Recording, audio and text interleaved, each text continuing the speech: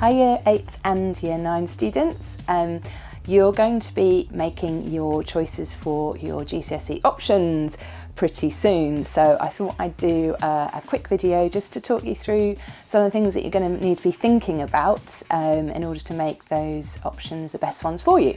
So I've just got some tips that I'm going to run through, and I just want you to have a little think about them as I'm talking. So first thing is, make sure you do your research.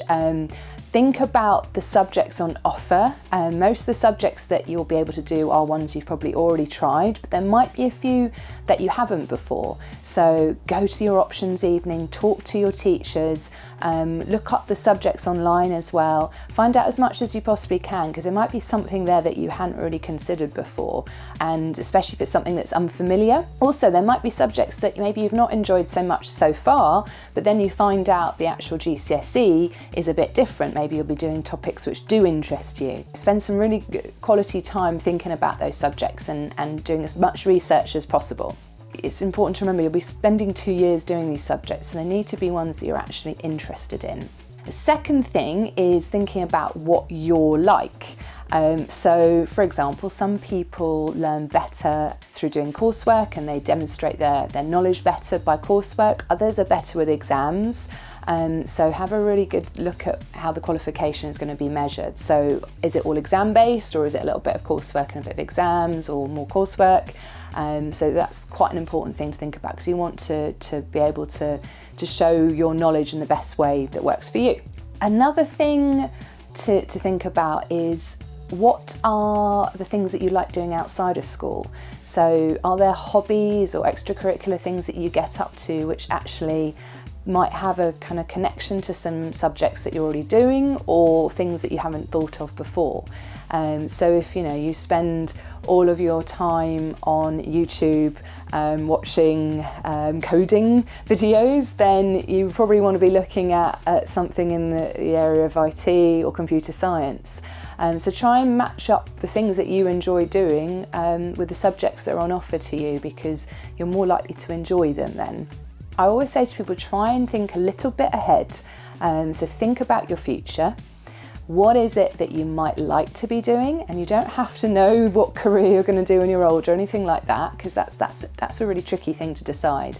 But you can think about what kind of subjects might be useful for me.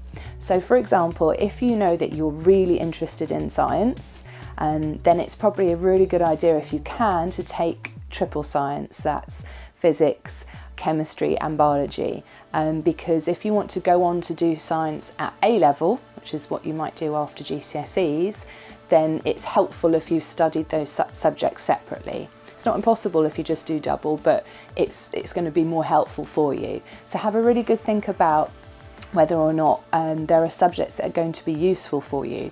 There are some things that you can look at online. I'm going to link to those at the end. So there's some websites that you can explore, which help you see if there are specific GCSEs that are a really good idea to take. Likewise, I would say there are other subjects which are quite difficult to come back to if you give them up at GCSE. One of them is a language. Obviously you can learn a language as an adult as well, but you'll find that it's a lot easier when you're younger. So if there are languages that you are enjoying, then I would say it's worth keeping going with them, because if you stop studying them at school and there's a big gap, it's a lot harder to get back into them when you're older. And there are a few subjects which are like that. So music is another one. Often if you've not taken it for GCSE, it's quite hard to then do it at A level.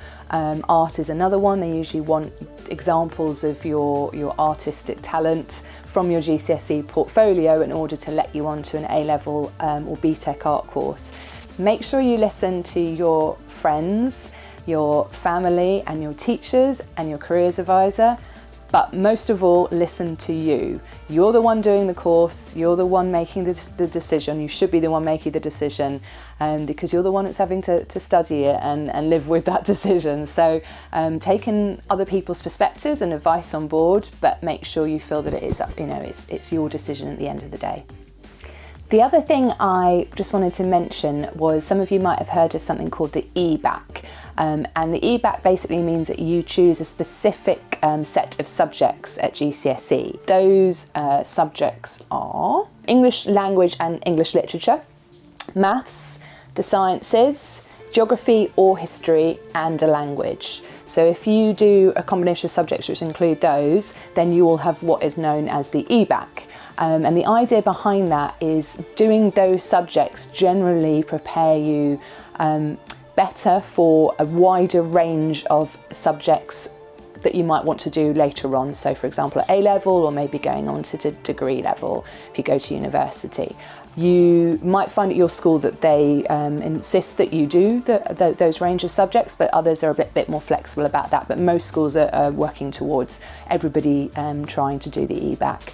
Make sure you speak to your teachers and to your careers advisor about whether or not it's going to be right for you. When you've made your final decision of which subjects you want to do, have a look at them, think about how do they fit together, look at them and think, 1, do I enjoy them, or do I have the potential to enjoy them? 2, am I good at them, or do I have the potential to get better at them?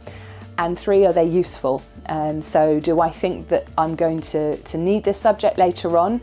If you can answer yes to 1 and 2, fantastic. 3 as well would be very helpful. So is it useful? But if it's not useful, you're not sure if it is, if you like it and you're good at it, or you could be good at it, then that's okay. But those are the things to really think about.